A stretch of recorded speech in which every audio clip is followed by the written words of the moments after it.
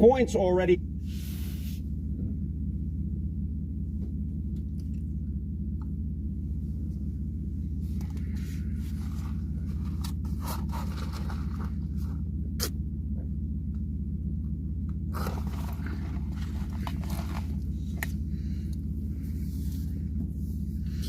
Hello, make sure you hit the like button to come in.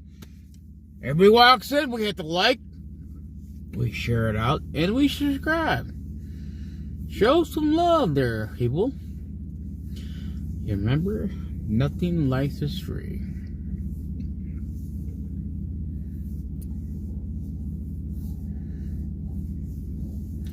We have 4 y'all here, and everybody who walks in, make sure we hit the like button. There's 2 more. Needs to hit the like button. No, come on thing.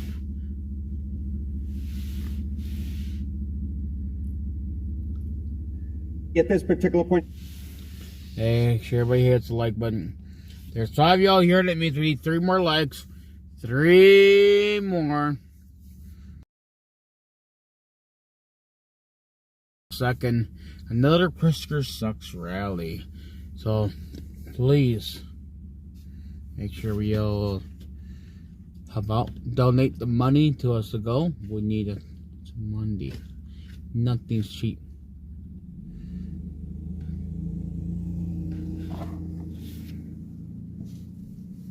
Oh, looks like somebody took a like away already. I kind of figured it happened. It won't take long.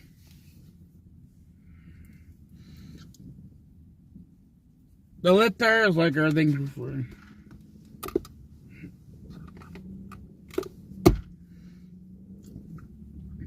There's only 2 y'all here. Come on. We hit 5 here. You guys keep going in and out. You guys don't know what you guys want to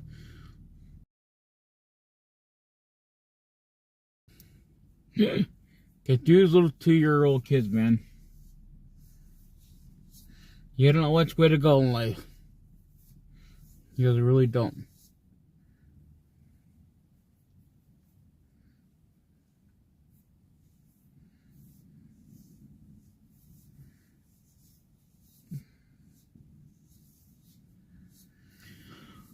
Oh boy.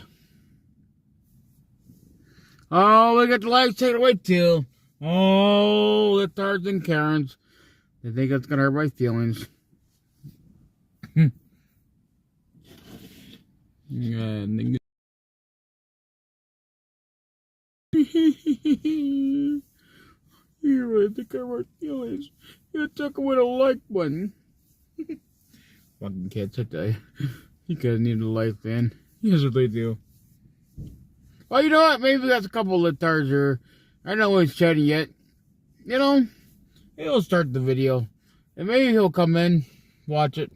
You know, I got things in and would fall considerably more. It was very much on the decline. You come over to this side of the screen, this shutdown hasn't eaten into Donald Trump's support at all. His net approval rating is actually up a point in terms of his popular support. So the bottom line is this: the first shutdown during Trump's first term, 2018-2019, was hurting Donald Trump. This one is not hurting him at all. There's no real reason Donald Trump might say, at least when it comes to popular support, I want to get out of the shutdown. What about the question of blame? Yeah, okay, what about the question of blame? Okay, you see here, you see Donald Trump's net approval rating was down 2018 and 2019. You talk about 2025 as net approval rating is up. It comes down to the blame game, a game I loved to play when I was younger. Blame Trump for the shutdown a great deal. In 2018/2019, 61%, more than 3 in 5 Americans blame Trump a great deal for that particular shutdown. You come over to this side of the screen, look at this.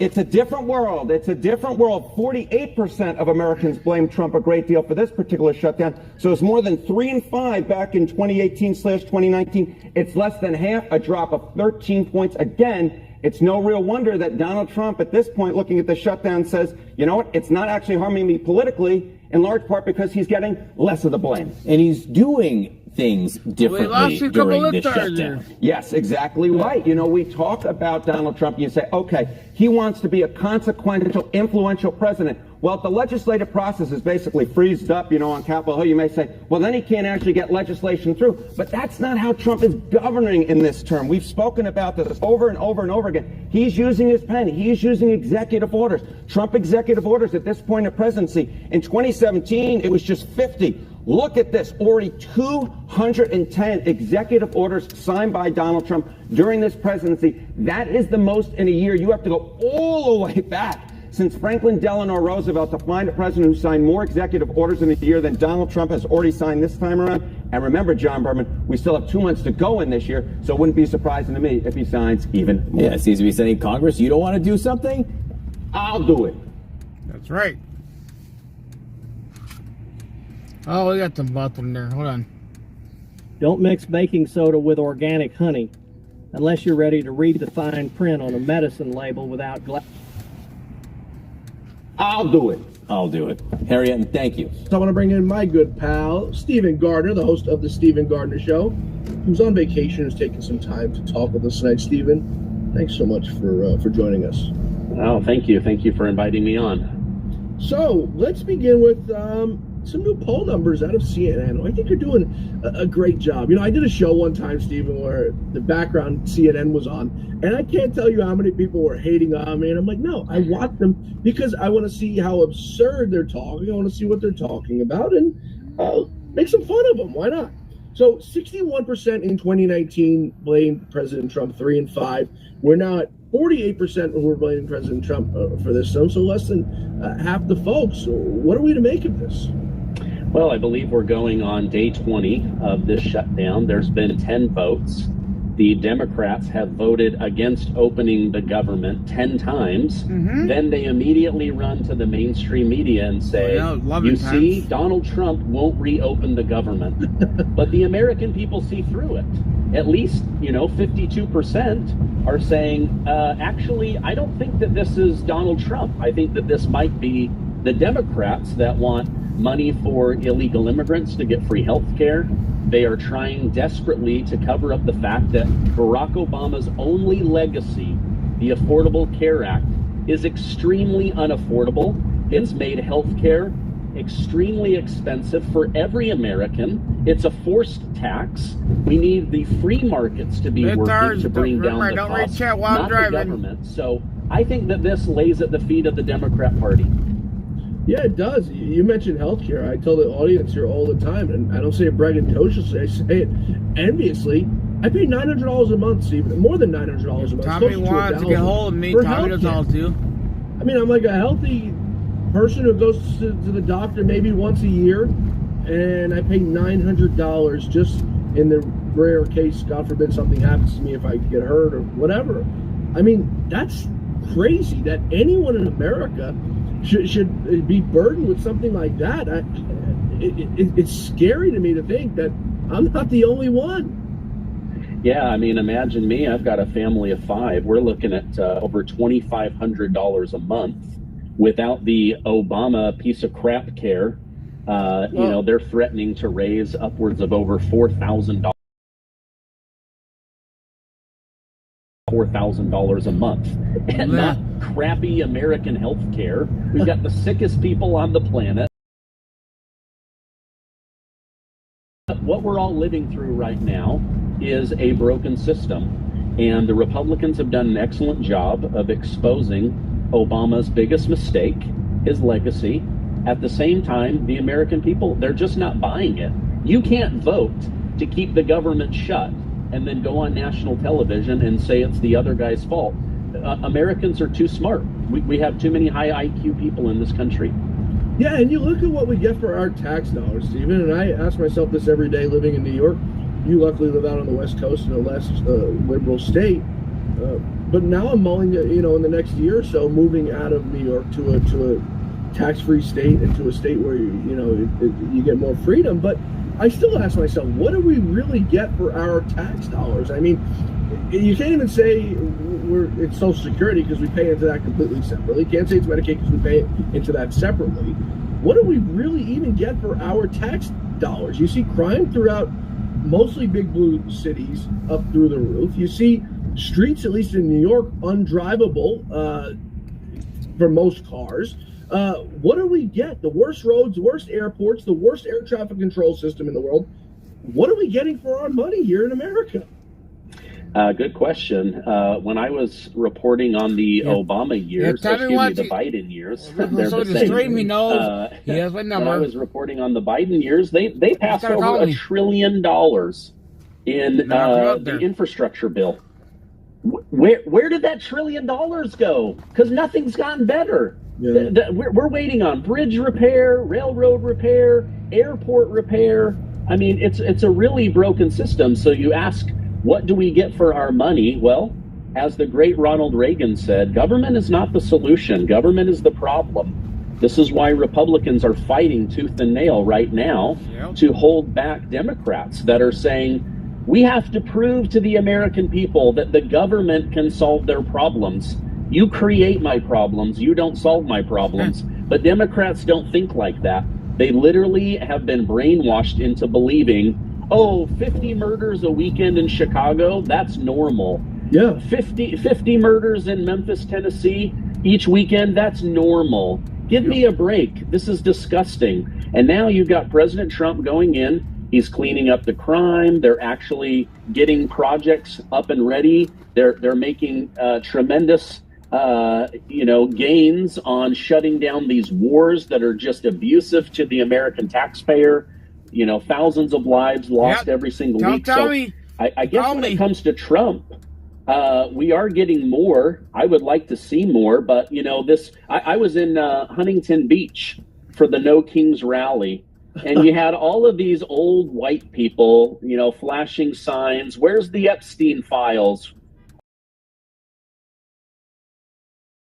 4 hours and said, Donald Trump is not connected to Jeffrey Epstein. You had signs of them saying, we put a rapist in the office. We put a charlatan in the office. I mean, these people are absolutely brainwashed. But Bill Clinton's not in office anymore. A Chinese satellite was caught shooting down green laser beams over top Hawaii. You see, American astronomers were... Bill Clinton's not in office anymore. Nice. That was a good one. So anyway, it was crazy to see, the people, they're out there honking and waving their signs. And you know what? Thank goodness, because we don't have a king today. Yeah. Because of Democrats, we don't have a king. But because of Republicans, we do have a really great president. So they exercised their First Amendment right, saying that's democracy, and we exercised our right to vote, and that is democracy. So there you have it. Let's take a quick break. I want to talk more about this No Kings rally because it's totally absurd. The people that go to it, I don't know if you heard my monologue, but the people that go to it, just class act people. We're going to talk about that and so much more on the other side of this quick break. With Stephen Gardner, folks. If you don't follow him on YouTube, if you don't follow him on social media, please be sure to follow him. Stephen Gardner on YouTube. Does a terrific show each and every day. Has a massive audience on YouTube, a terrific audience on his show quite often. Please be sure to follow him there, folks. We're going to take a quick break. We're going to get to so much more on the other side. Please stay with us. Did you know a dangerous amount of microplastics are now being found in our water, food, bloodstream, even our brains? These tiny plastic particles, often invisible to the naked eye, carry toxic chemicals like BPA that disrupt hormones, damage DNA, and inflame our organs. They affect everything from metabolism to fertility, and have even been linked to cancer, neurological disorders, autoimmune disease, and developmental issues in children. The worst part? There's no way to avoid exposure. It's everywhere. It's okay, I know what I'm doing. But there is a way to fight back, and it starts in your gut. Your gut is your first line of defense. A healthy microbiome can bind to and break down microplastic toxins before they poison your cells. But if your own gut is compromised, those toxins sneak right through, wreaking havoc on your immune system, energy levels, digestion, skin, even your brain. That's why we're healing our guts through kimchi. Now, kimchi restores the gut flora in your gut. Because in a world full of plastic, your gut needs to be offer by clicking on the link below, or you can use code Gardner to get 25% off your order. For an even better deal, call my friends at Brightcore right now to get up to 50% off your order and free shipping. This stuff is great. It's been awesome for my gut, my bowels, my digestion, bowel movements. It's been awesome. And why save 25% when you can save up to 50% and get free shipping? Again, give them a call at 888-908-4425. Stephen, I want to roll in a clip I rolled up in the monologue for anyone who's just tuning in or tuning in late about some of these people and what's on their mind, the hate, the anger, the venom that's in their bloods. Take a listen to this one fella and who he wants dead. Who are you going to kill? Nazis. Who do you define as a Nazi? What do you mean? It's pretty. In this context, who's a Nazi? Stephen Miller's a Nazi. So you're going to kill Stephen Miller? If I had a chance, yeah, I would. I don't know if that's something I'd say on camera, bro.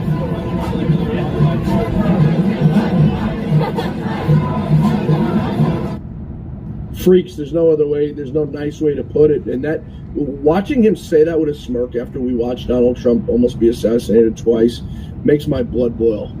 Then I want to wring that guy by his neck. And I'm, of course, saying it metaphorically, but it boils my blood that these people put so much hate and anger into this air. And people listen to them. People act on it. We've seen it now multiple times. We watched what happened to Charlie Kirk a month ago. Yeah, it's disgusting to me. I saw another guy who was telling people it's time to start shooting ICE agents. It's time to start hurting these people. It's time to start doxing and exposing these people. I mean, right now you have gangs in Chicago and the Mexican and Venezuelan cartels. They're literally putting bounties on people's heads. $10,000 to kill somebody, $50,000 to kidnap. I mean, it's absolutely disgusting, the vile vitriol, the rhetoric that comes out of this party. And yet, wasn't it just a few years ago that they were literally labeling themselves the party of kindness? So what happened to that party? When Charlie Kirk died, you didn't see 140 cities burned. You didn't see mass rioting. We said, okay, can we trust the FBI? We need to get to the bottom of this so that we can bring justice and understand what happened. But then, what does President Trump do? He's not a king. He just goes right back to work. And think about this, John. It was the Democrats who say we can't have a king. But then under COVID, they tried to force vaccinations into our arms. They literally ran on raising our taxes. They literally ran on, we're the party that freed slavery, even though it was the Republicans. And what did they do? They brought in 20 million illegal immigrants of cheap labor and to replace their old voting base because they know that they're about to lose power. So if you ask me which party is behaving like a monarchy, it's actually the Democrat Party. Legal aliens, who is their form of new slaves. I mean, the working conditions they put them in, these people aren't living normal lives. These people are coming here from other countries illegally. They're living, some of them 10 to 15 people per apartment, just terrible living conditions. But they don't care because they want to figure out a way to let them vote. They want to figure out a way so that these people can assimilate into society and camouflage in so that the Democrats never lose again. Now, I'm convinced, Stephen, if Donald Trump lost this last election in 2024, that's the end of America, because the Democrats would have pushed through their no voter ID. They would have pushed through giving licenses to everybody, and everyone would have got to vote. Now you say, oh, well, maybe they would have won after that. No, because that's it. They would have flooded the system that it would never, ever possibly, not that I'm saying it's fair right now, because there's still a lot of big problems, but they would have flooded the system, Stephen, where it would have been irreplaceable. I mean, it's like dropping a mouse in the street in New York City and then the chance of you finding that mouse ever again. It's like, no, you let 30 million in to just go into society. How do you figure out who's here illegally? Yeah, I mean, maybe you can correct me if I'm wrong, but from what I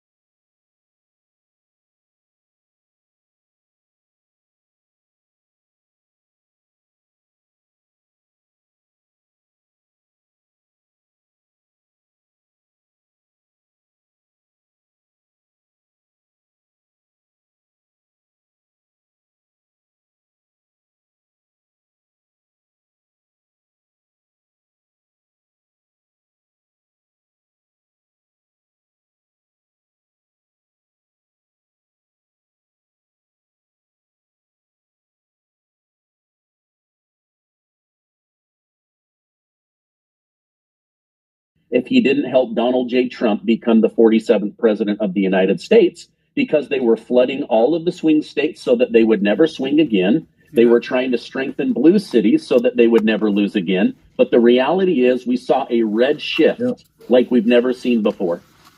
You were right. I think 99% correct with your assessment of every county. I think it was like 2 or 3 counties somewhere in like western Colorado, probably a really, really, really rich area where like they don't see anybody because there's like 10 people in the town, about everybody moving to the right. I mean, you look at Los Angeles, the swings in California, we saw a swing of 1 million votes, or it's really 2 million, 1 million towards the Republican. So 1 million lost on the Dem side and 1 million gained, so a net of 2 million. You saw what happened in New York.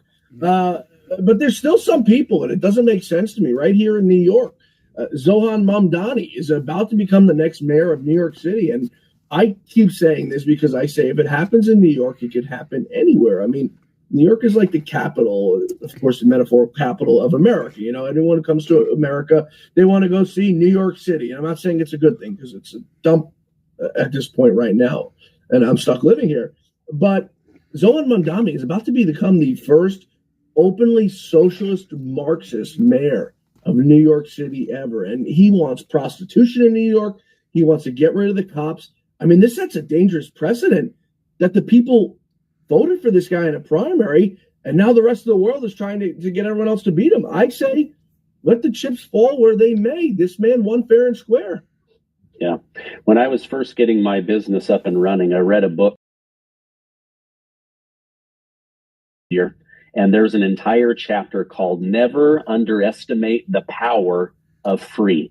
So free healthcare, free buses, free childcare, right? He's literally using free to rope them in. Well, you and I both know as business owners, nothing is free. Somebody has to pay. And socialism only works until you run out of somebody else's money. So they're going to chase the taxpayers away. It's going to be even more rundown. It's going to move from New York City to Gotham City with crime. You just can't function giving everything away for free. That is not how a capitalist society works. Somebody has to make the money and you have to charge. But I guess Mamdani, he's just going to go after white neighborhoods and tax white people more because that's how he's going to pay for all the illegals that he wants to come in there. So I think New York is in trouble, but you know what? They're going to have to deal with that if that's who they end up voting into office. I mean, sometimes you can only learn a lesson after the pain of that lesson.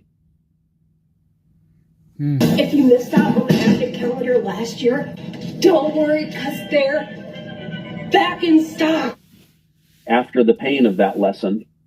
Yeah, it's going to be a 4-year lesson for these people. And I keep telling everybody, the writing's there. It's on the. Should have thought about this when this man was running and everyone took him as a joke.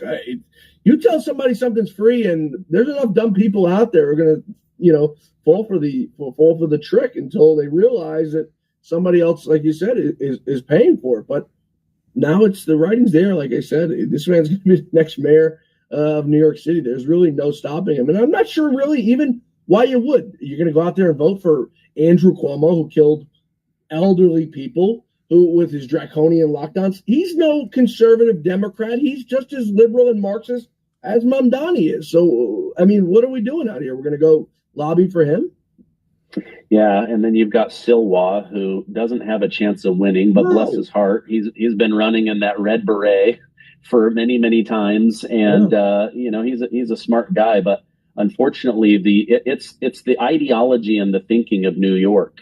They don't know any different. It's like people that move out of Hollywood and they see how the rest of America lives, and they go, "Oh, not everyone has to be gay. Not everyone has to be trans." The rest of the country is living a pretty normal life. So I've never been to New York. I don't pretend to know what it's like to be a New Yorker, but I've lived in many parts of the world, and there's a lot of common sense thinking, but I don't see that in New York City. We're gonna have to get you out here one day soon, so we can show you around and take you to some of we do have some of the best restaurants in the world, but yes, you do. I'm not much sure how much longer they're going to be there when they can't deal with when they have to deal with the burden of Mamdani. Before we wrap up, I want to get to, like I said, President Trump. nothing really stops him. Nothing really slows him down. The man is just happy. Like 99% of the time, the guy's happy. And he was in a cabinet meeting today with the Prime Minister of Australia, and someone blurted out to him that one of the ambassadors in the room from Australia had said some mean things about him. Now, anyone who knows President Trump, he doesn't like when someone says something mean about him. Let's take a listen to it. Hey, the things the ambassador said about you in the past, he's trying to investment? I don't know anything about him. I mean, if he said bad, then maybe he'll like to apologize. I really don't know. Did an ambassador say something bad about him? Don't tell me. I don't. Where is he? Is he still working for you? Yeah. You said bad? Before I took this position, Mr. President. I don't like you either. I don't, and I probably never will. Go ahead. How can you not love that guy? Oh my gosh, he's so funny. He's like, listen, I don't want to know. What was it? Actually, don't point him out. Where is he in the room, right? He is. I mean, if he wasn't a real estate mogul that loved golf, he would have certainly made a very good comedian. He's got great timing. And he's just doing a heck of a job. You said earlier in the hour, it's got to be very frustrating for him to be called a king, because he's not a king. He's literally a billionaire. He's richer than most kings were in order to serve the American people. He's become the servant of the American people, and he's trying very hard. He's having to deal with foreign governments that don't want to, play ball, and others that, they sign a deal and then they back out or whatever. And so it's very difficult. Although I will say, he seems to keep looking younger and younger. Yeah. And that's the only president that I've ever seen that got happier and more jovial and healthy looking. It's just very bizarre. Yeah. I also don't know a king that's ever been treated the way he's treated. Usually with kings, when you do the things they've done to President Trump, those people would have been killed. At least in the olden days, they would have been, publicly shamed in the public square. So I'm not entirely sure where these people are getting it from. You'd mentioned earlier on in the show the 10 times the Democrats blocked the government shutdown. Well, I've got some news for everybody. Just moments ago, Senate Democrats, emboldened by weekend rallies, blocked the GOP's plan, from Fox News, to end the shutdown for the 11th time. Senate Democrats, fresh off a weekend of anti-Trump rallies, again blocked the Republicans' plan to reopen the government for the 11th time as the shutdown nears its 4th week. Stephen, is now humble. So I'm somewhere in between, in the middle, that the Republicans have to get spending under control. But this is not a spending fight right now. This is a Democrat fight. At what point, before we wrap up here, do the Democrats look at the poll numbers and say, holy crap, this is really hurting us, and it's going to hurt us in 2026? I hope they don't ever open their eyes and realize, because it'll help the Republicans in 2026, and I think hand it to whoever runs in 2028. But what point do these people say, like, yeah, we're screwed? Yeah, one of the worst things in business is when you get too attached to your own idea. Mm-hmm. And so they are surrounded by yes men that keep telling them this is the fight that the American people want. It's kind of like President Trump said, what are the things that 80% of Americans want and 20% don't want, right? And the Democrats have leaned into the 20% that people don't want. And President Trump has astutely leaned into the 80% that people do want. And I don't quite understand their thinking. The only way to win as a Democrat is to go further to the left. Yep. And so they just continue to lean into the things that the American people don't really care about. We want a safe country. We want the dollar stabilized. We want life to be affordable. We don't want to be entangled in foreign wars. We want to be done with this. There's a lot of things that, like, we just want to focus on America, and everybody keeps trying to distract us and take our dollars in some other way. But to answer your question, I don't know, because I don't know how to think like a Democrat. I have tried, and my brain is like, well, I wouldn't do that if I was a Democrat. But they go, you know what? we've got a turd here. Let's double down on this, you know? Yeah, it makes no sense to me. They defy everything that is supposed to be cohesive and do the opposite. I don't know who their political strategists are, but I think they're absolutely brilliant, and I really think that they should keep up the great work they're doing.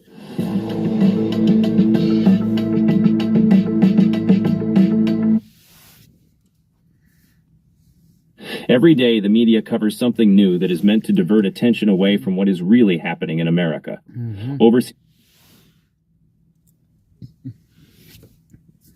Hey, ladies and gentlemen, this is Carmine Sabia for Explain America, and the Vice President, J.D. Vance, had to leave the White House for an emergency meeting, and it is very important. Before we get started, please make sure you like, comment, share, and subscribe. Those little things really help us out, and they help our channel continue to grow. Yep. I believe Vice President J.D. Vance of the United States, and I think he's doing a damn fine job. Trump trusts him, and he trusts Marco Rubio tremendously, and I trust those two gentlemen tremendously. They are smart. These guys know what they're doing. I trust them to lead this country after 2028 when Trump has to leave the White House. So Trump sent J.D. Vance over to the Middle East, and J.D. Vance went. He arrived today, and his job is to keep the peace secure. It's to keep everybody on the same page and make sure everybody's working towards the goal of peace. There was a skirmish over the weekend between Israel and Hamas. We're trying to nip that in the bud and let it end right there. Peace is what the region needs. It's what the world needs. We're all tired of wars. We're tired of it. Tired of seeing people lose their lives. I don't care what religion they are. I don't care what nationality they are. I don't care what the color of their skin is. I'm tired of seeing children suffer, especially the children. But I'm tired of seeing everybody suffer, men, women, it doesn't matter. Lives are precious. They're not just pieces on a chessboard. They're not just disposable numbers. They're mothers and fathers and brothers and sisters. They're kids. J.D. Vance is over there, and he's letting them know this must not start again. This must not start again. I want you guys to watch this, and let me know what you think in the comments. Fighters killed 2 IDF soldiers who were just standing on back, killed 14 Palestinians. Here's what Donald Trump said about how Hamas is acting. We have a peace in the Middle East for the first time ever. We made a deal with Hamas that, you know, they're going to be very good, they're going to behave, they're going to be nice, and if they're not, we're going to go and we're going to eradicate them if we have to. Hamas has been very violent, but they don't have the backing of Iran anymore. They don't have the backing of really anybody anymore. They have to be good, and if they're not good, they'll be eradicated. I believe Iran's still sending them arms. Now, J.D. Vance goes over there today, the vice president. I also saw pictures of Jared and Steve Woodcock with the hostages. What should the message be, do you hope, today in Israel? No. Well, the president is really showing what U.S. President Trump is as a global leader. He has promised and is keeping his promises of peace through strength.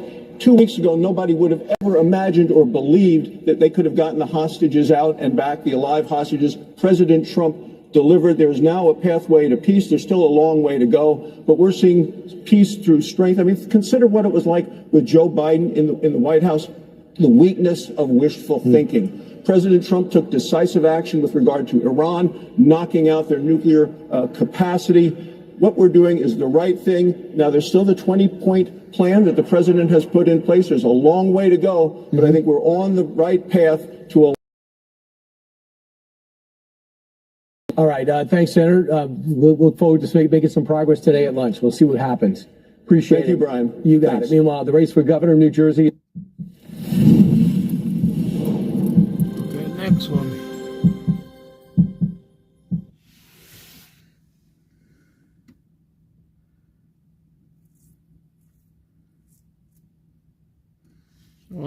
Come on with the commercial.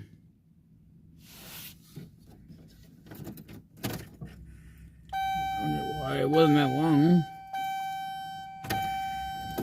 Dowd. Ed, thank you so much for joining me.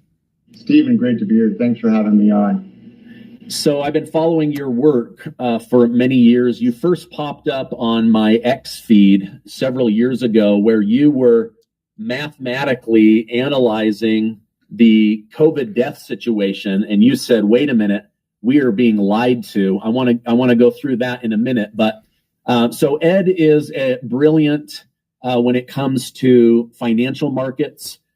He was an executive at BlackRock that oversaw a growth fund of $14 billion.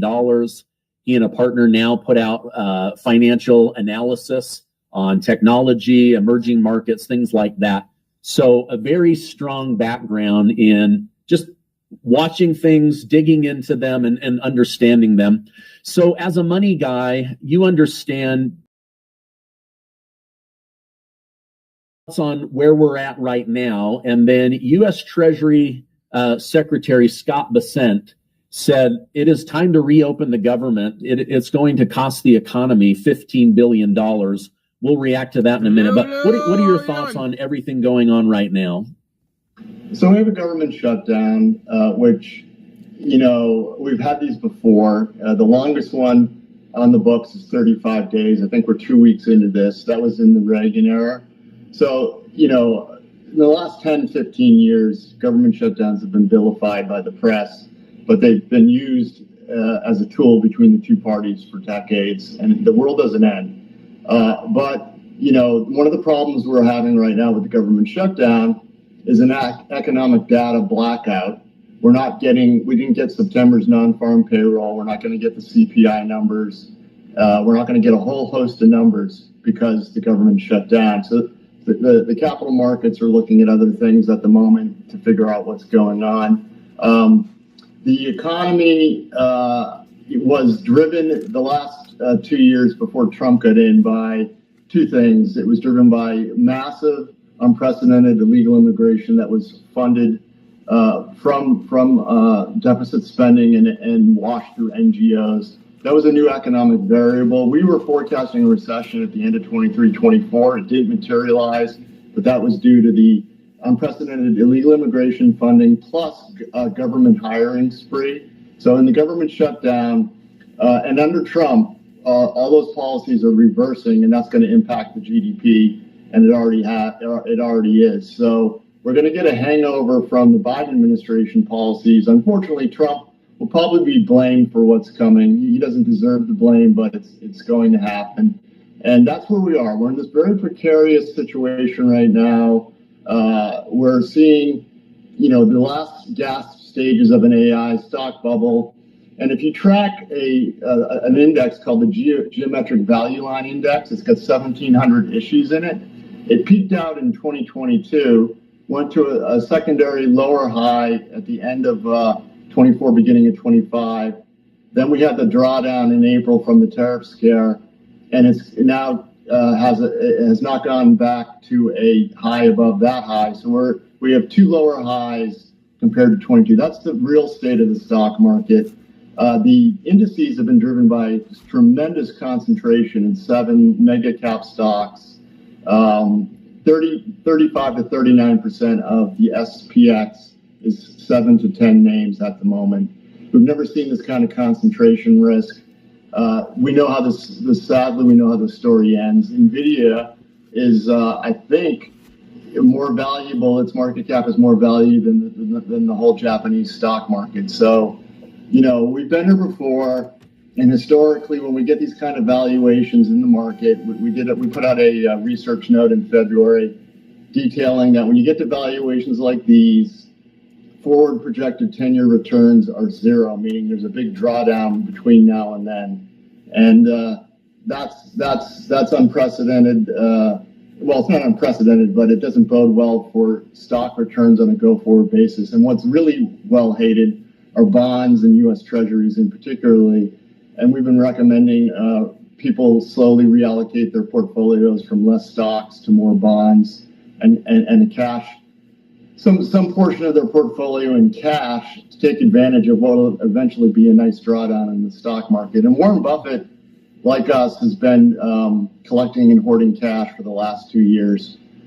He also, I think, missed the unprecedented new economic variable of illegal immigration. But mind you and your audience that you need to understand that that policy has been reversed.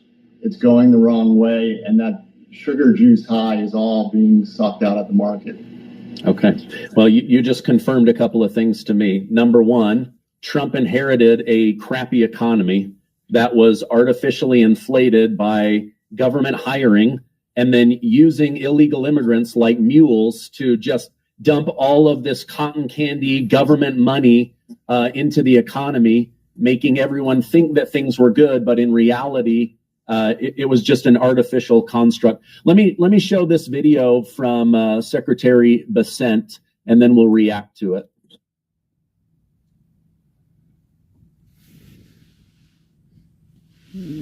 Commercial bathroom. I caught my stepson spying on me in the shower at the same time that my husband used this trick to get hard. I discovered something crazy with a boss. From Secretary Bessent, and then we'll react to it. Thank you all for being here at Treasury today in the midst of this shutdown. We call on the moderate Democrats in the Senate to be heroes. Be heroes. Break away from the hive of radicalism and do something for the American people, because we are starting to cut into muscle here. We believe that the shutdown may start costing the U.S. economy up to $15 billion a day. And this is a decision the Democrats are making. And one of the reasons that they are not being held to task is because the mainstream media is not coming at them the way they would have if the Republicans were willing to keep the government closed. It is a very simple decision. Mike Johnson passed a clean CR. Leader Thune has the clean CR. 3 Democrats have voted for it, and right here, right now, I am calling for the moderate Democrats to be heroes, and reopen the government for the American people. All right. I mean, it's all about the economy, stupid, right? When it comes to politics, what are your thoughts on these politicians playing this game right now, where they're trying to weaponize the military pay or the WIC program? On all that? Well, the whole dispute started with the fact that the Democrats wanted to give health care to illegal immigrants. And that, obviously is counter to what Trump's trying to do with immigration, which is deport and close down the borders. Honestly, I don't understand why the Democrats think that's a winning strategy. And to Besson's point, when you shut down the government, people aren't, in the government are furloughed and they're not receiving paychecks. That's an immediate hit to consumption in the economy. The good news is that when you reopen, that'll go away quickly, but it's certainly not helping what is already a weak consumer economy. And, Amazon today just announced layoffs. They're going to cut 15% of their HR department. And when you go into the HR department, that means there's a margin squeeze going on. So the consumer isn't doing well. We're seeing credit scores decline. We're seeing auto delinquencies, home delinquencies rising. The only thing that's really been floating this economy for the last 2 quarters from a GDP standpoint is AI capital expenditures, which unfortunately, in my humble opinion, this reminds me of the .com boom. I'm not saying AI isn't a thing, but it's classic infrastructure build without the revenue supporting that high investment. Just like in the .com telecom equipment boom, we built out all this dark fiber.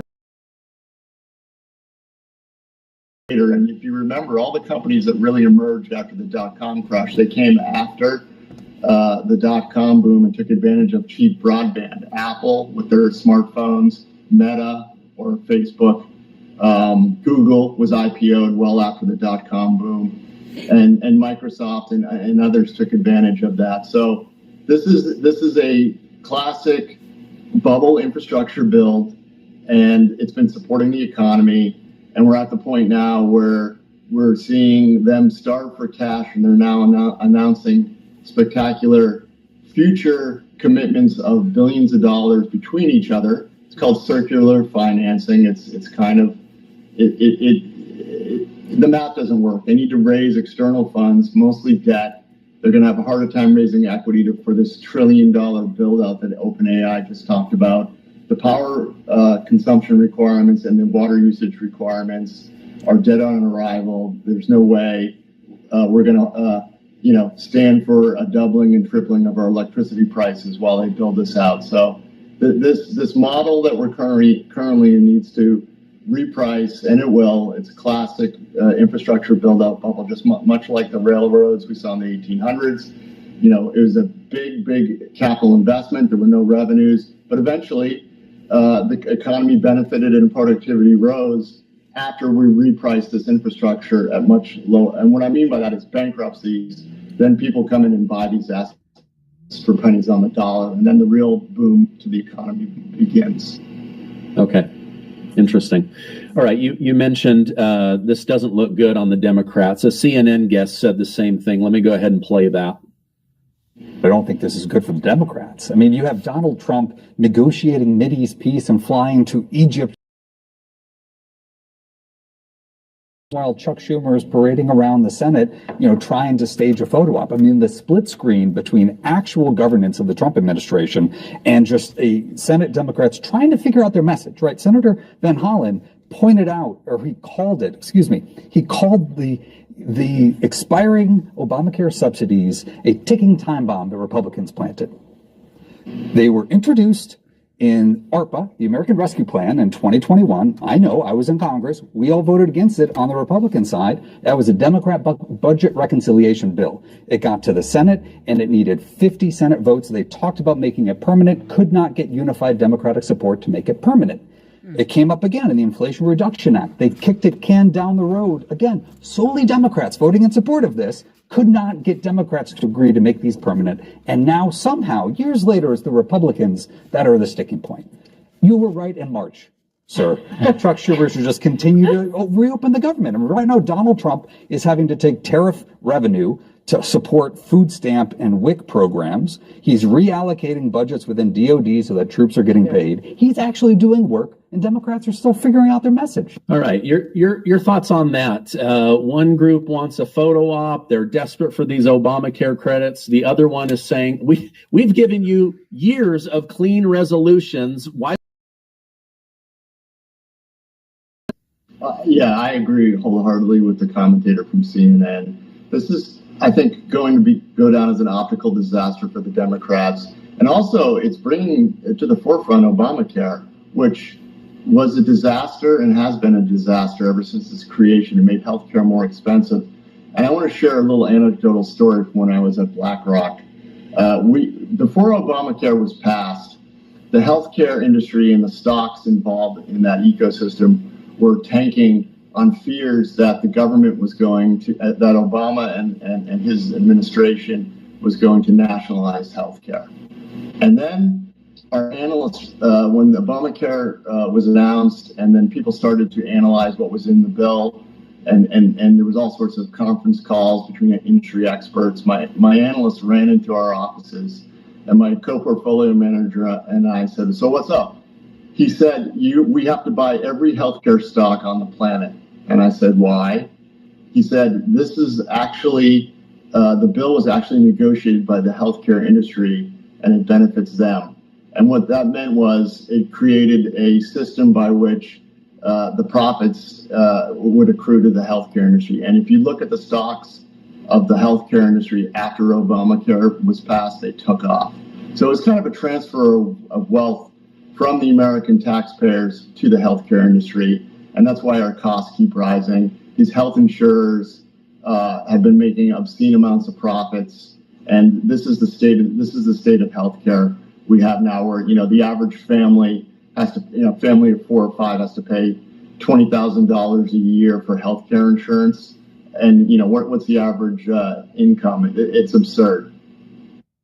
The government is banning this $39 electric lighter next month, and this is your last shot to get the original high-powered version. There's a new neck. Yeah. Let me, I agree with that. I thought it was interesting, the guest on CNN, he's like, Democrats did this for Obamacare, Democrats, but today in 2025, it's the Republicans' fault. And, I used to call it Obamacare because in my mind, it was so terrible. I wanted it associated with Obamacare, but now on my show, I always refer to it as the Affordable Care Act, because when you juxtapose that with the premiums, you go, how can you even call this affordable anymore? It's literally made everybody's life more expensive. As you mentioned, this is a wealth transfer out of the American pocket over into the healthcare, the government. Everything they touch seems to get worse. Let me play a clip here from Senator John Kennedy about this, and then we'll react to it. We understand the stakes.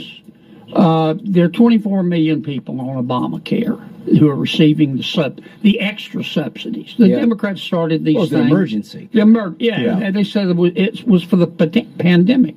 Well, the pandemic ended 2 years ago. Yeah. And of the 24 people on the Obamacare exchanges, 1.6 are getting the extra subsidies. Yeah.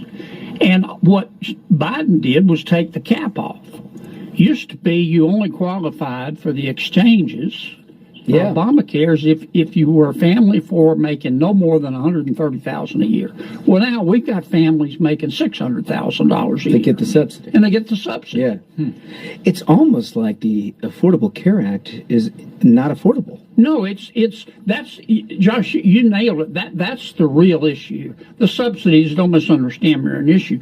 But the real point from 35,000 feet is Obamacare exchanges are broken. Yeah. I mean, they were supposed to make insurance cheaper and more accessible. It's done neither. Yeah. And it's so bad that people will not buy the exchanges unless the federal government pays them to. Yeah. It was just like electric cars. I never could understand. They said electric cars are swell. And I'd always think, well, if electric cars are so swell, how come you have to pay people to buy them? and Obamacare is the same way. It sucks so much that people say, we will not buy it unless you give us the money. All right. It was so, that gets so funny to me. Sorry, I just have to take a break to laugh. So Obamacare is neither affordable nor accessible. Is it time to go back to private and not make insurance? You get penalized. Should this go back to a catastrophe policy? Because I used to have a catastrophe policy where I paid for everything up to $15,000. I rarely went to the doctor. Then I had this plan forced on me. My insurance went from $300 a month up to $1,800 a month. Your thoughts on what Kennedy said there? Cryptocurrency is on fire, and here's huge news. Trump media just saw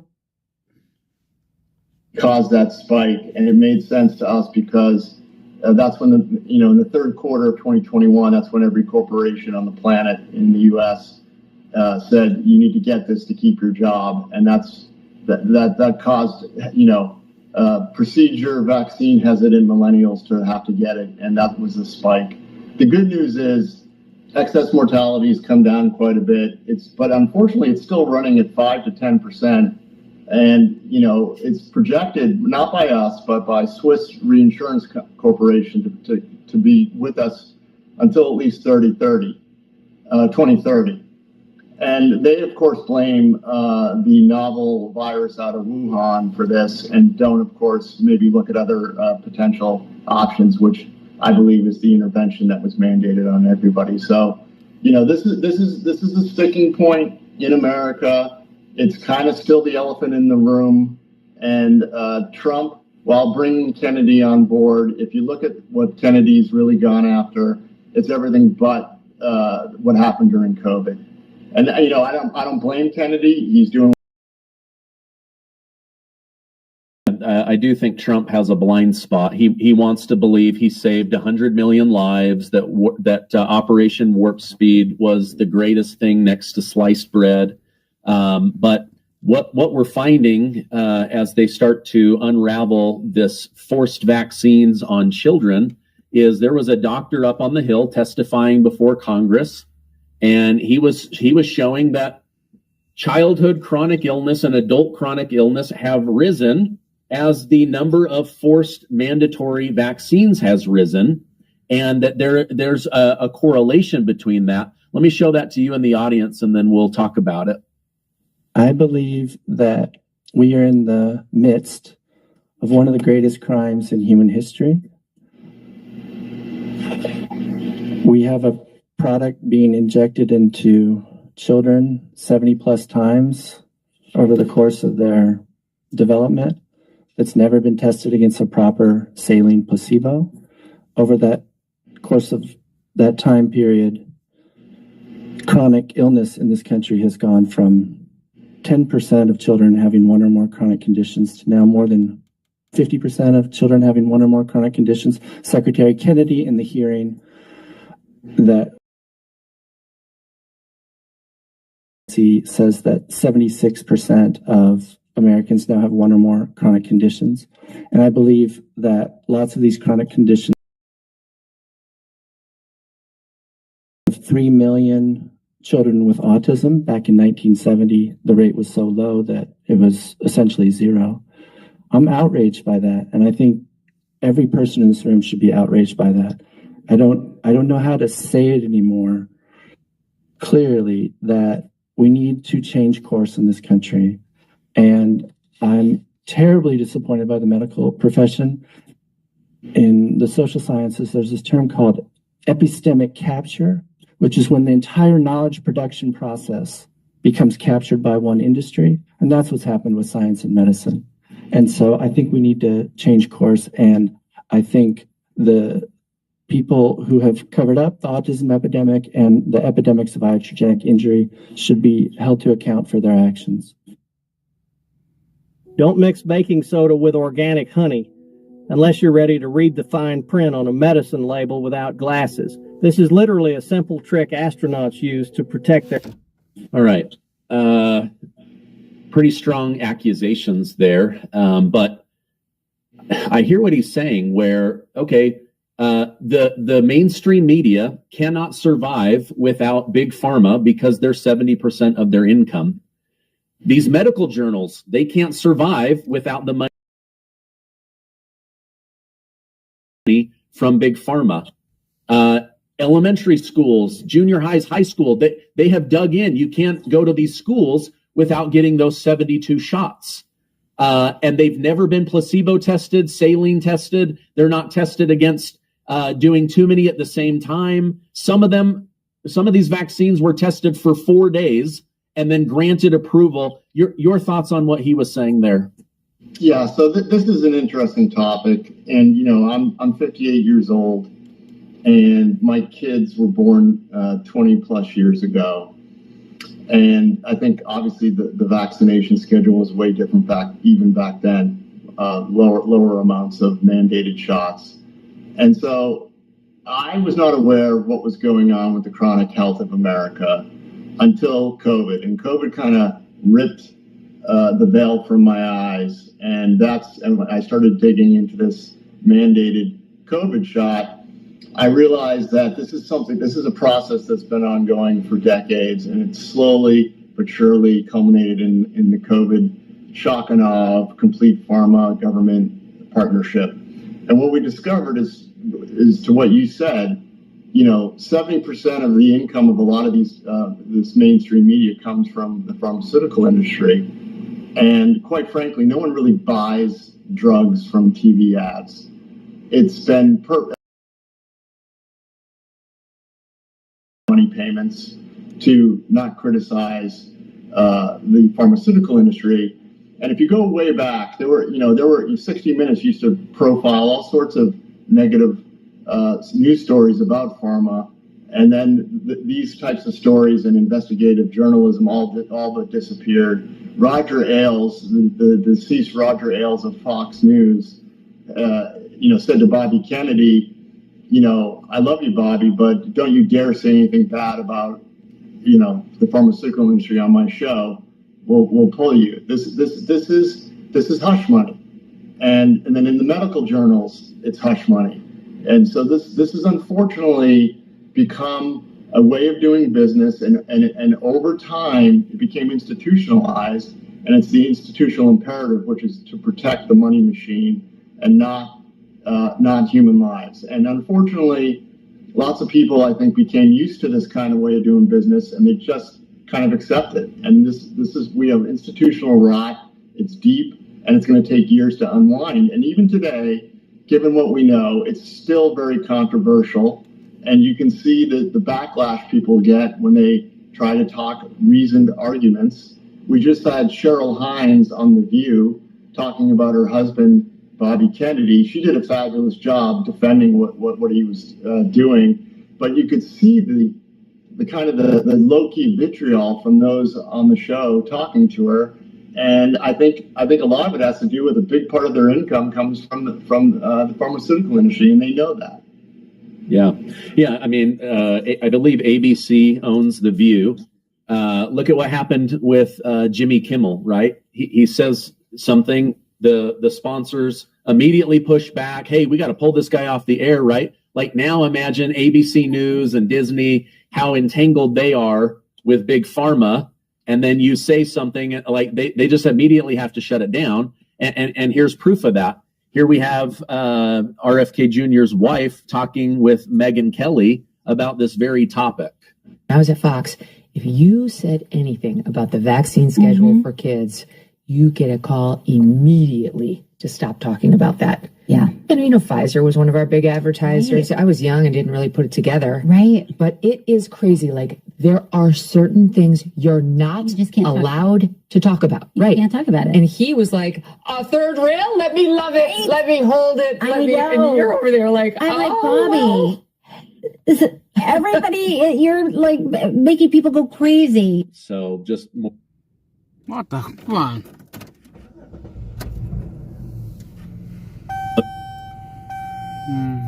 Is ever going to tell us the truth about Big Pharma? That they can't.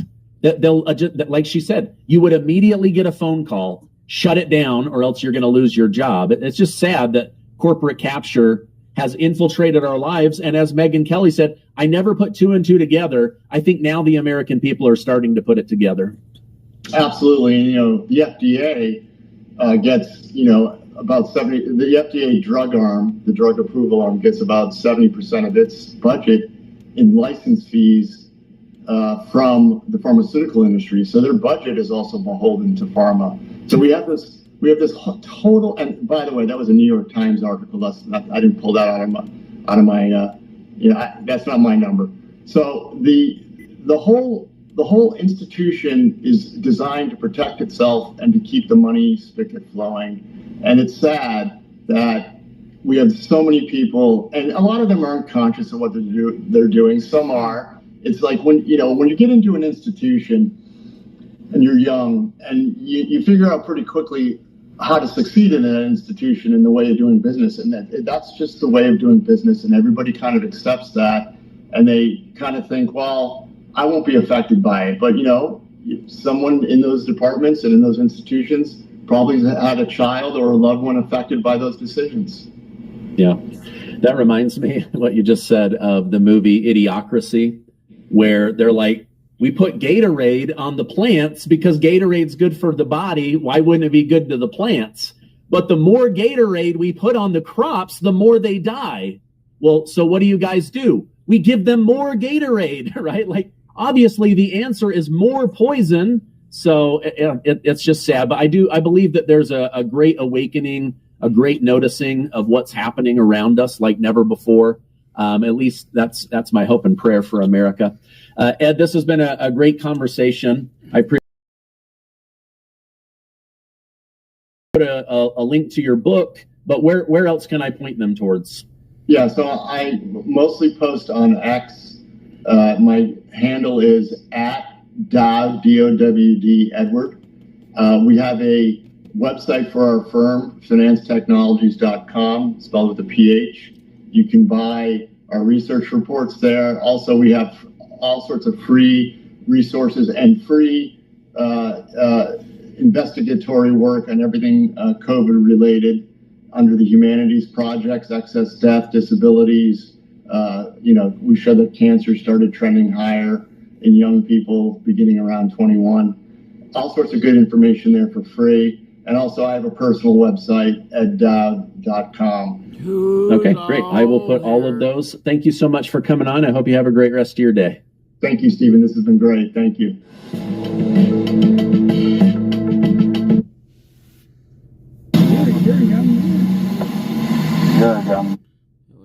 That's why that's on there. If you're turning 65 or beyond, you're going to want to watch this. There are a lot of people today that are Medicare eligible that are enrolling in. Welcome back to Explain America. This is your host, Kyle Becker. Well, Donald Trump is issuing pardons, and one of them that just hit his desk and he signed on to, it is causing the left's minds to explode. And before we get into the story, please like, share, and comment at Explain America. Join us. We appreciate your support for common sense journalism.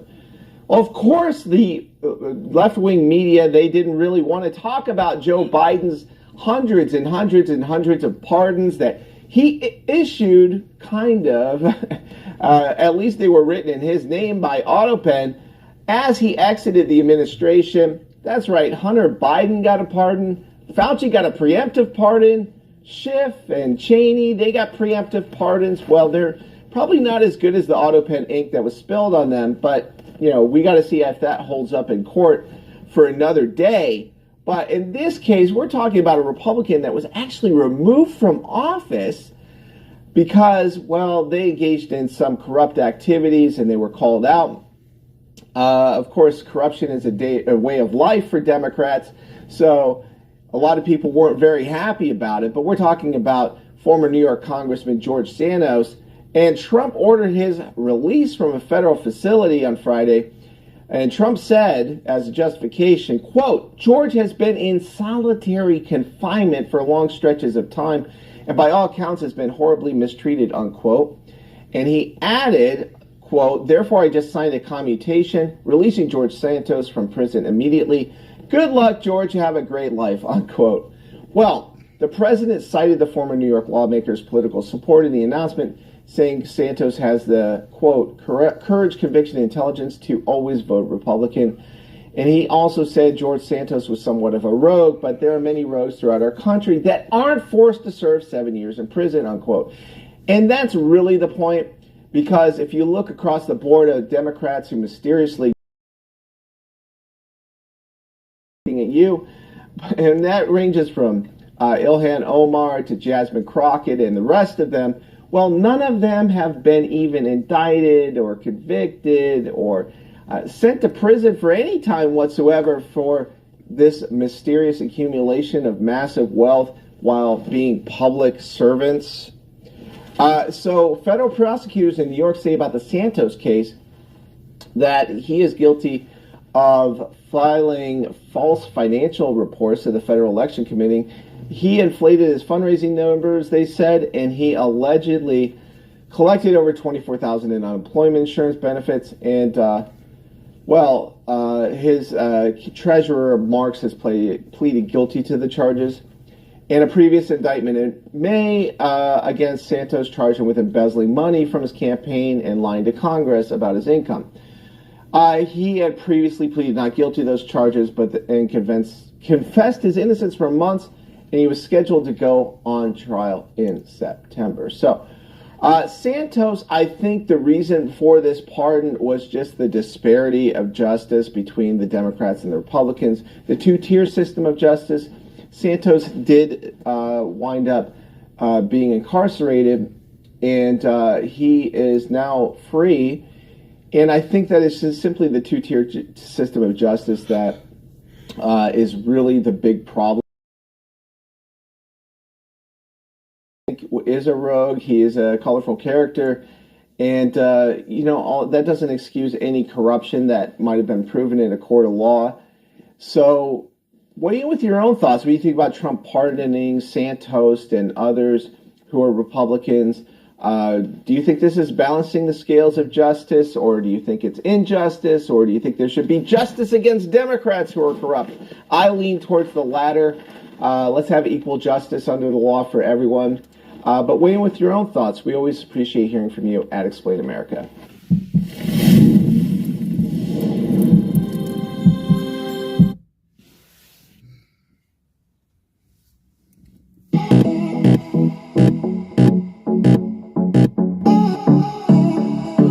I'm Jason Whitlock, your host.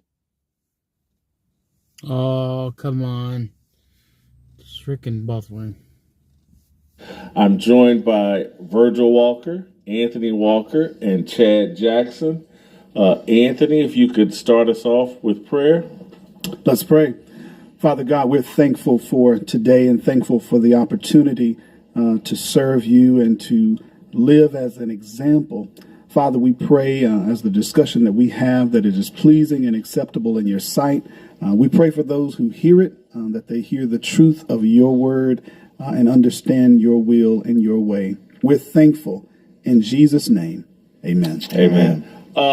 So Ketanji Brown Jackson, our latest member of the Supreme Court, has said some interesting things in defense of a court case or an argument in a court case. She analogized African Americans, Black Americans, to disabled people, and the comments have gone viral. I had to listen to them a couple like, is this real or are they overhyping this? I don't think they're overhyping it. Let's play the soundbite and you guys can judge for yourself. I guess I'm thinking of it, of the fact that remedial action, absent discriminatory intent, is really not a new idea in the civil rights laws. And my kind of paradigmatic example of this is something like the ADA. Congress passed the Americans with Disabilities Act against the backdrop of a world that was generally not accessible to people with disabilities. And so it was discriminatory in effect because these folks were not able to access these buildings. And it didn't matter whether the person who built the building or the person who owned the building intended for them to be exclusionary. That's irrelevant. Congress said people with disabilities if readily possible. I guess I don't understand why that's not what's happening here. The idea to current day manifestations of past and present decisions that disadvantage minorities and make it so that they don't have equal access to the voting system, right? They're disabled. In fact, we use the word disable in Milligan. We say that's a way in which you see that these processes are not equally open. So she's arguing in defense of gerrymandering and creating voting districts and blocks that will guarantee Black representation in Congress. And that's a tricky conversation, tricky subject. It's if you go back in history, there was legitimate racial discrimination that harmed Black people politically. There are a number of us that think that time has passed, that sort of discrimination has passed, and there is no impediment, that kind of impediment, racial impediment to seeking higher office in Congress, in the House, Senate, whatever. So she's in her defense of gerrymandering. She's saying that we have faced so much discrimination. That's me trying to frame up the conversation. Virgil, is she on solid ground? Well, again, I'm going to just push all my cards in on the table and say she's not on solid ground. She has a false view of mankind. She has a false view of Blacks in particular, mankind in general. She's what she's exposing in her response is actually her worldview.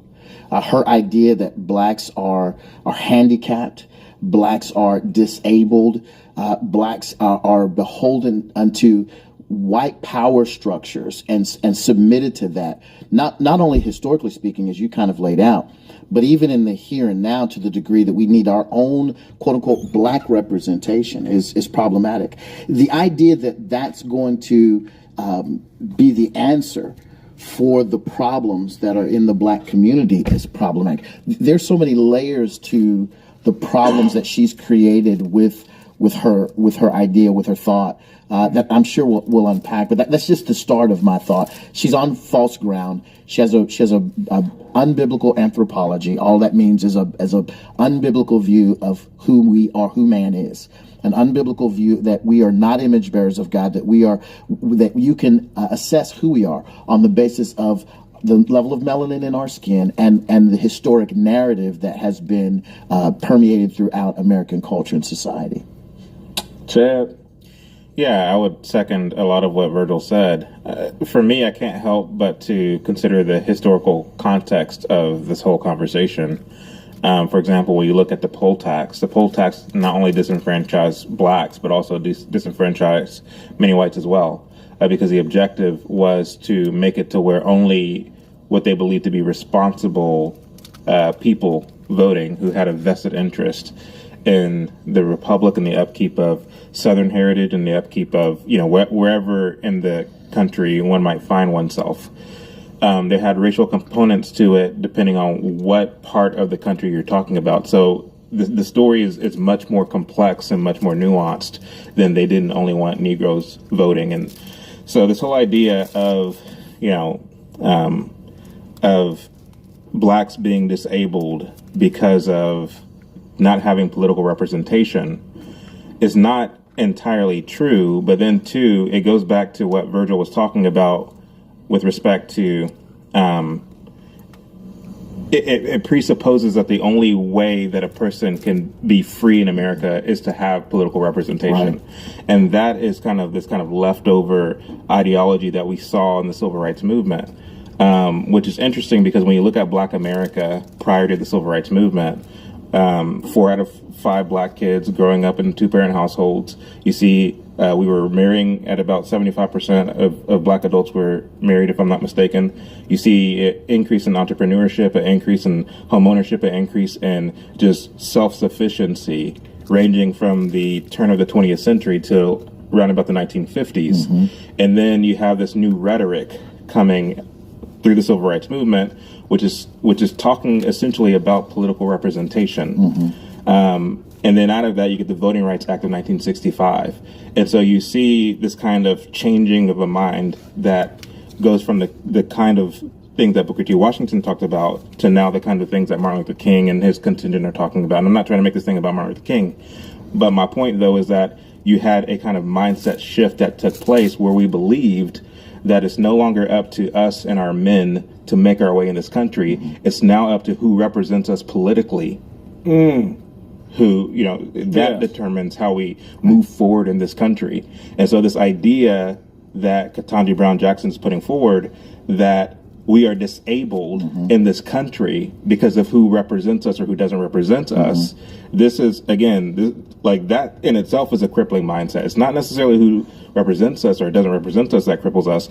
It's the very mindset itself that cripples us. Yeah. I want to jump on something that you just said as it relates to that particular deal, that we need representation in the halls of government in order to be economically empowered. What would she say to the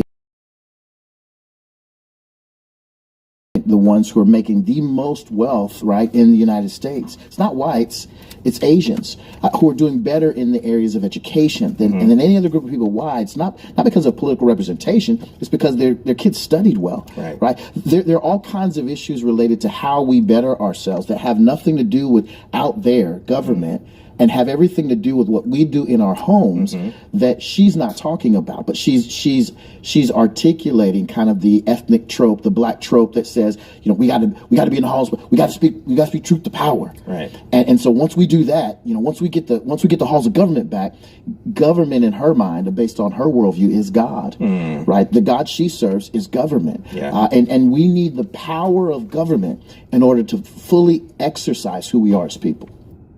If you missed out on the active calendar last year, don't worry, because they're back in stock. They're government in order to fully exercise who we are as people. Right. Yeah, that's when Virgil talks about, her biblical anthropology is off. Just going back biblically, God's people have always been in situations where the controlling government or whatever environment that they were in may have been adverse to the path that he set them on. But they also viewed themselves as, we're doing what God has directed. So I'm not so much concerned about the White House, but I'm concerned about my house, not the House of Representatives, but my house. What are we doing in here? But if we start from a mindset that says, you happen to be born with a little bit more melanin than others, and so you are now disabled, man, you've already crippled the trajectory of your family, of your community, if you want to call it that, because the mindset says we can't even do. But when you understand the God that you serve, and you understand the path that he has laid before you, voting, Peter talks about this in 1 Peter. Yeah, as a citizen, I can vote. As a citizen, I follow the laws, etc. But my main priority is how we're dealing with this thing off in here and not necessarily those structures up there. Anthony, we were talking before we started this show. You were talking about how virtually everything in your ministry revolves around the family. Yes. And she's expressing a worldview that basically, like, the family's not as important as the government and what the government's doing. And that, I think, is, when I look at my own life, in terms of, like, the biggest mistake I made was not getting married. And I don't understand why, and she is married, I don't understand why she can't understand that what goes on in your house, in your family, in your relationship with attaching yourself to a biblical worldview, maybe she doesn't have one, but that is clearly the most important thing.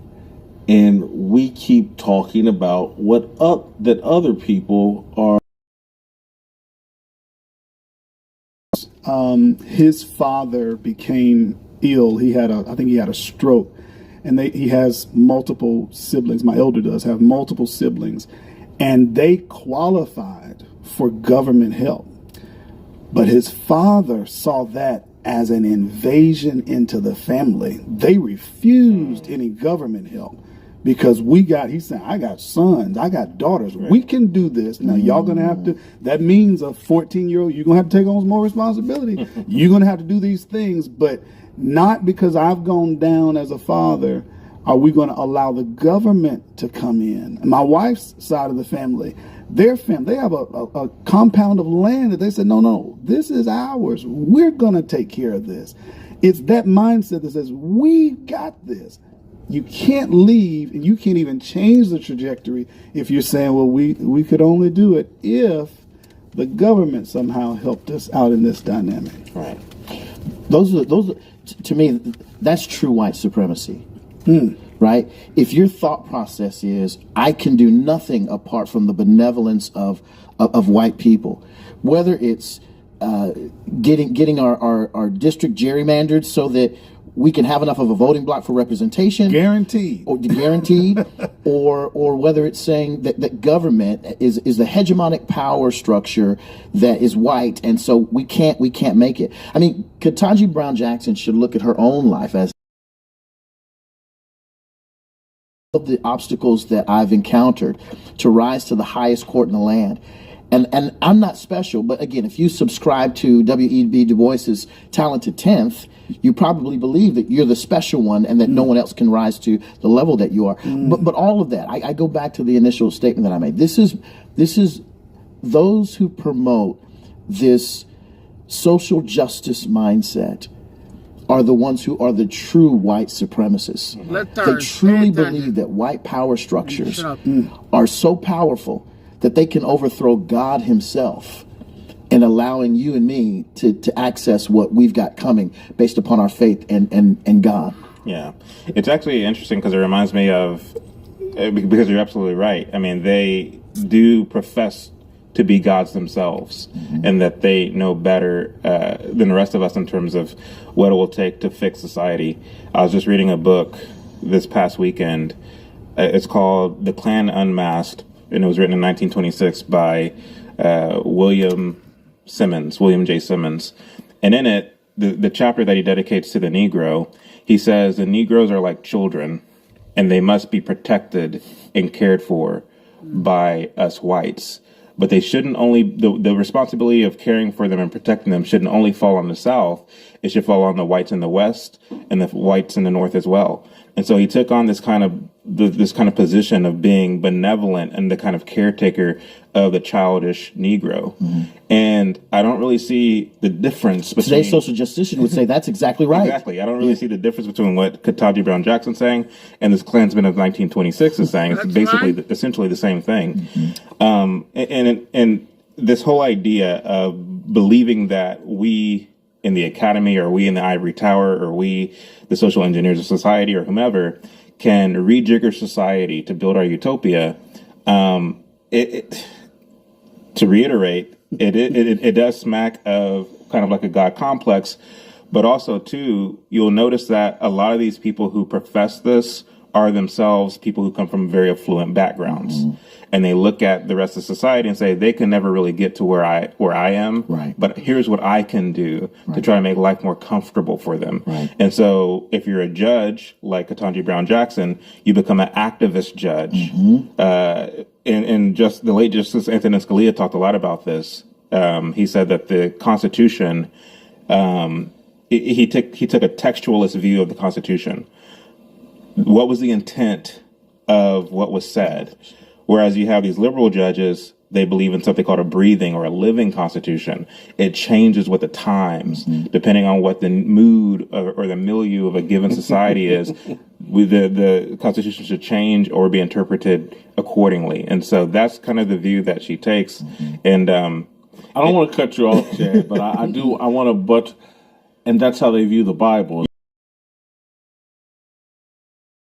Living, it's not something that was right 2,000 years ago. Had authorial right intent, today. right? Yeah. There was never an authorial intent. There was never a God is the ultimate author, and the writers who penned it had a specific thing that they were saying about what God wanted them to say. Right? They don't believe that. Right? They don't believe that. So then you can end up with, what is a woman? And she responds with, I'm not a biologist. Right. I'm saying, can we not? Really? And so that doesn't shock me, is what I'm saying. To then turn around and say, oh, well, yeah, black people, we're handicapped. We're disabled just because we're black. That just so again, that concerns me, because from a messaging standpoint, what are we telling anybody? What about 2 years down the line, someone who grew up like me, who was poor? Well, hey, we're disenfranchised. We need a whole gerrymander just for the poor people, because, hey, man, I didn't have this. I lived by hand-me-downs, etc. We're disabled.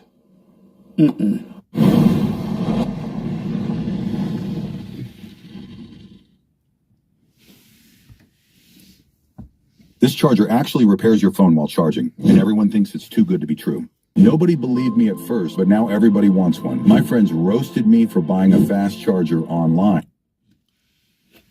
Okay, though I believe No King's Day is a stupid, trivial tantrum.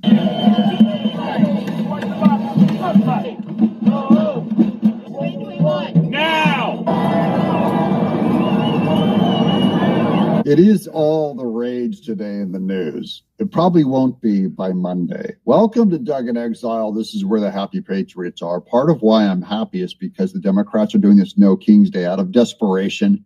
They have nothing. Here, I'll show you. This is Chuck Schumer on Twitter. He says today's No Kings rallies are an affirmation of what America is about. If this clown, dress-up clown show protest is what America's about, this is what the Democrat Party's about. This is not, you know what America's about? Driving truck, driving screws, having a job, homeschooling your kids, eating fried chicken. It is not protesting dressed up like an inflatable frog, Chuck. We are a democracy. Is this actually, we're a republic, but really good. I like the idea that we don't vote and there's a king or something.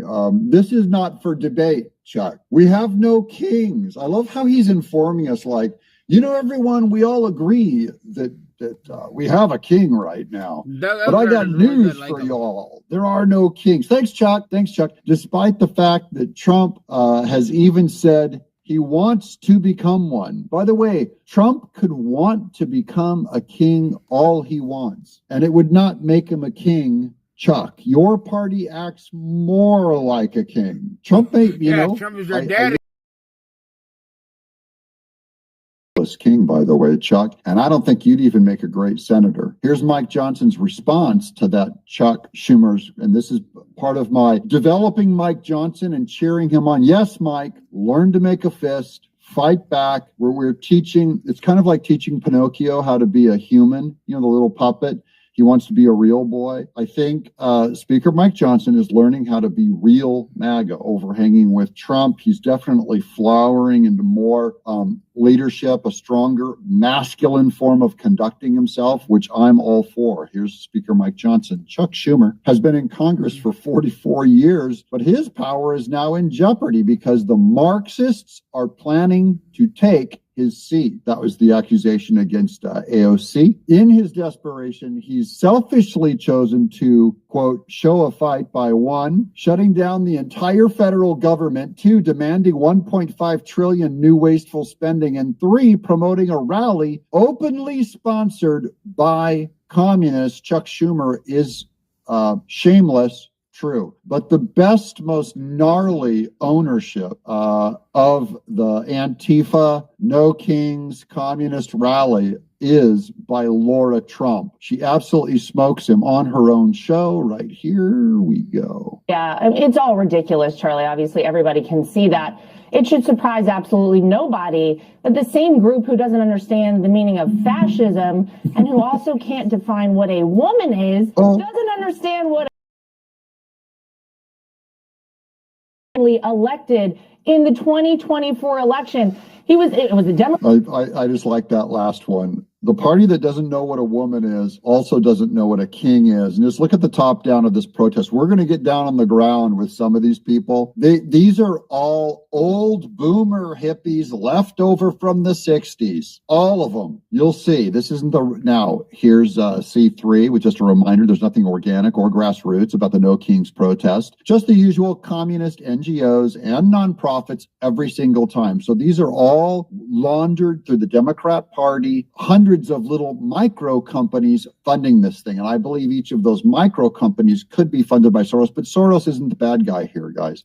The Antifa communists themselves. And I talked to a friend last night on the phone. My friend has been inserted with Antifa. So he's gone to their meetings. He has gone and exposed them and seen them all for what they are. And he said they really are like many of them are rich. These are like trust fund babies. They don't have to work. There's lawyers and intellectuals and mostly bubbled up. The young ones bubbled up from the university. The old ones are just the old the heirs type the Weather Underground guys who Barack Obama of when people say no kings, you got to remember this goes back.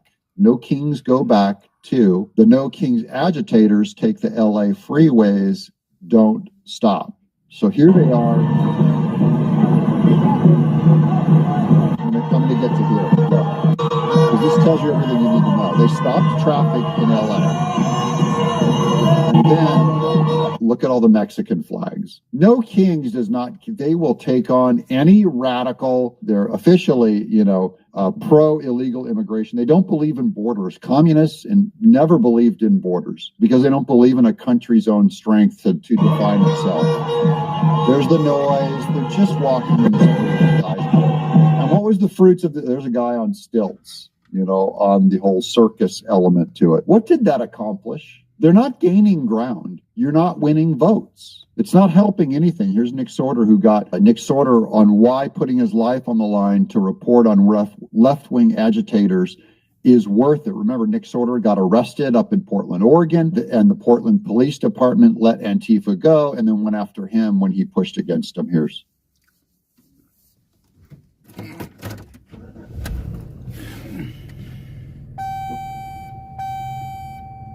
Department let Antifa go and then went after him when he pushed against him. Here's Nick Sorter. Well, because has been taken over by far leftists, and I hate to see it. Pains me to see this, especially when you come out here and you're seeing people like you're having urine thrown at them in the middle of the street. The police will watch it happen and they won't do anything about it. But somebody from higher up is giving orders to arrest people like me instead. And I don't want to see my country turn into this. I think your country is not turning into this, Nick Sorter. This is my pushback on the right. Guys, this is cosplay. This is Comic-Con. There are evil people in Antifa. There are evil people in the anti-ICE movement. But the actual parades and the actual protests, this is just leftists, Democrats, whatever it takes. George Santos, Republican, is officially out of prison and back home with his family after Trump gave him a presidential pardon. Congressman George Santos has been released from prison just hours after President Donald Trump announced that he had commuted the New York Republican sentence.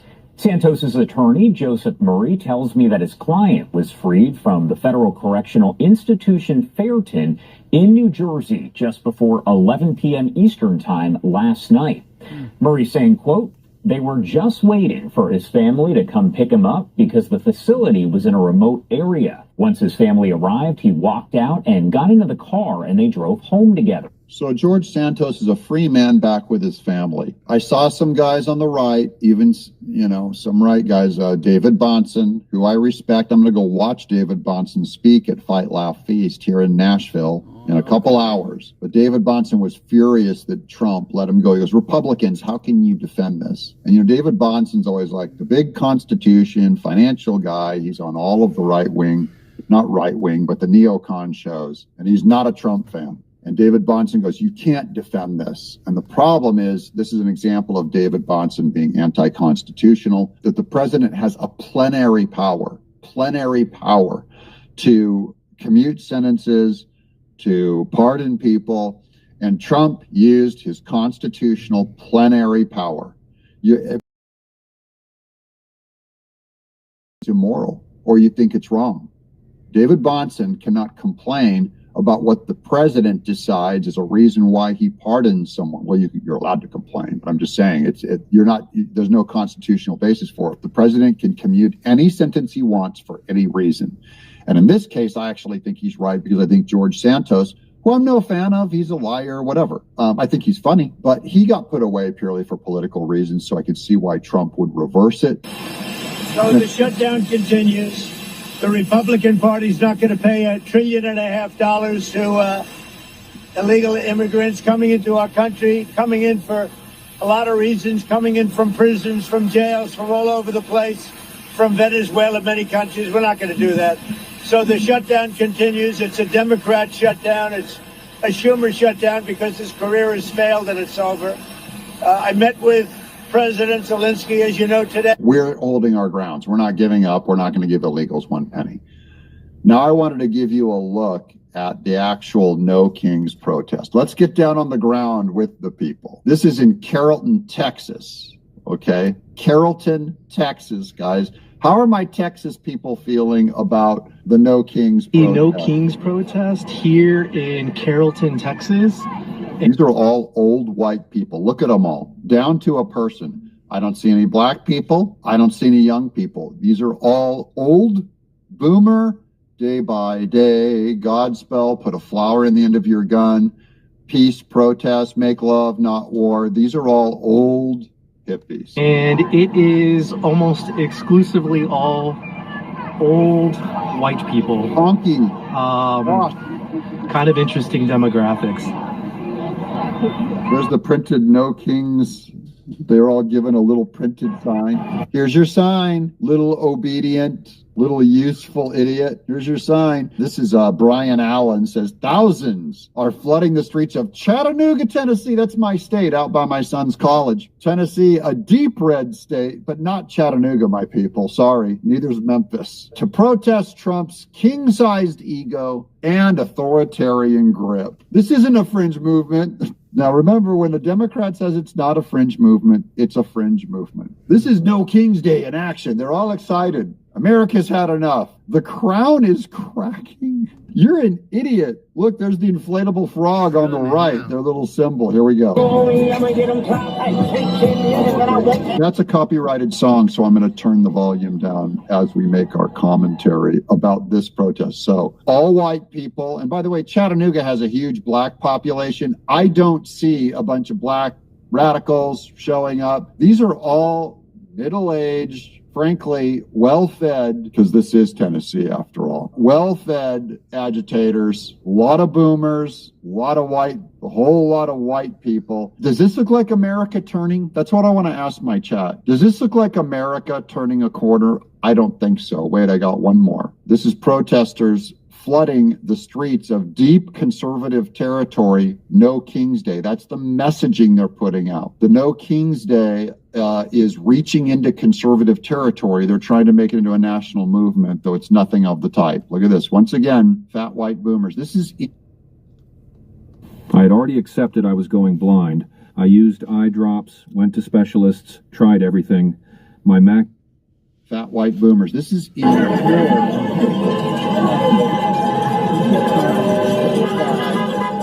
gray hair. No teeth.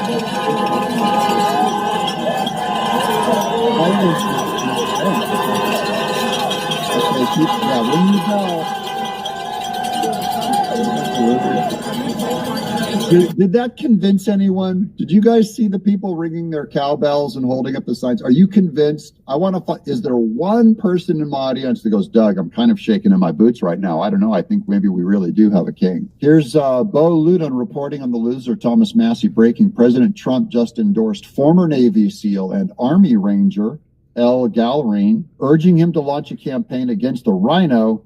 Thomas Massey polling at 9%. So there's our guy there next to Thomas Massey. Thomas Massey fights back on Twitter. He says, well, looky here. This is Thomas Massey for Congress. The hack Trump just endorsed to run against... Oh, the hack that Donald Trump endorsed to run against me is a Lindsey Graham donor. Are you guys afraid? He gave Lindsey Graham $300 in 2020. The guy that's running against Tom... Everyone's looking like, well, that's it. Thomas Massey, who does not vote with Trump, basically votes with the Democrats every time. Is there a reason why you would vote for him against a guy that gave to... See, he thinks you're stupid. He knows that we in MAGA, are not big fans of Lindsey Graham, so he's just politically putting a poison pill in your head. Here's Stephen A. Smith. Ladies and gentlemen, let me be very, very clear. Good. If the Democratic Party becomes the likes of Zohran Mamdani, who, by the way, I like, not trying to throw any shade on him or anything like that, but... Why would you say you like Mamdani? This is an anti-Semite. He's like, hey, he's got to play both sides, pretend like he's not, not a partisan at all. I love showing off my loyalty to the Republican Party. If the Democratic Party becomes him, yeah, you have no chance. You have no chance. You have no chance. You have no chance. On a national basis in terms of the presidency. In Senate, seats in the House, you have no chance. No chance. You have no chance. Done. I want to be very, very clear about that. You're clear. You might have a Democratic Socialist sprinkled here and there, but that ain't what America is. Oh, no, America's about capitalism. Yeah. America's about dollars and cents. Yeah, no one knows it better than Stephen A. Smith. America's about an economy, a flourishing economy. Okay? And dollars and cents and money and economics and banks and people trading goods and services. Hey, and you know what it's not about? What? Free stuff. I'm watching this for free, by the way. Wait, there's more. Here's the gal installed by her party's nominee for president without a single vote, telling you about the No Kings rally. The most intelligent, most capable candidate in American history, Kamala Harris. Hey, everybody. So in our country, the power is with the people. Is it? And tomorrow, I encourage everyone to get out there in peaceful protest of what is happening in our country and express our voice around the country we believe in. So get out there and join the No Kings event near you, and please take care. Take off the white sheet and put on the No Kings protest hat. That's what she's saying. Thank you, Kamala Harris. Meanwhile, here's the coolest king. Someone put this together for Trump. Yeah, this is all AI. He puts on a crown, puts on his cape, draws his sword, and then demands, here's the people bowing. Oh, it's Nancy Pelosi and Chuck Schumer. Oh, yes, we bow to you. Remember during Black Lives Matter when they were bowing down to black people and they wore the African garb that was totally inappropriate and wrong for them to wear, considering it's tribal? We have them bowing down to Trump. Thought I'd end on a piece of humor. Go to church tomorrow, guys. That's how we practice our discipline. Do not go to a church and worship with your brothers and sisters. Thank you guys for watching. Those of you who are members of the Quad Heads, thank you for signing up. We're trying to get our...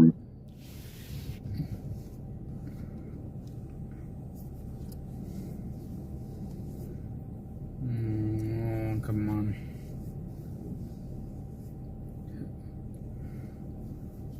Who's all here? Command the live streaming, so... The other? I think I might end here. Here, because I gotta go do stuff. I make phone calls too. So, alright, guys, don't forget, we have a event here on the November 2nd. You're still here? Oh, I'm gonna call you in a second. November 2nd, guys, we have an event going on. Where it's gonna be at, don't worry about it, just we're gonna go. It's another Push Your Stuffs rally. None of your letard business where it's gonna be at. Just all he knows, we gotta donate some money. We need to donate money, libtards. Nothing license free. We need $215. That'll cover the event from last time. We did 2 last time. This will help us save us this time, because nothing's free. All I can say is, y'all have a good night, and don't let the bugs bite you. And don't forget, libtards, go and call your little bitch boy, and get your little tutu ready. Maybe he'll do a little dance at you, and fly around your fake airplane. Adios, kids.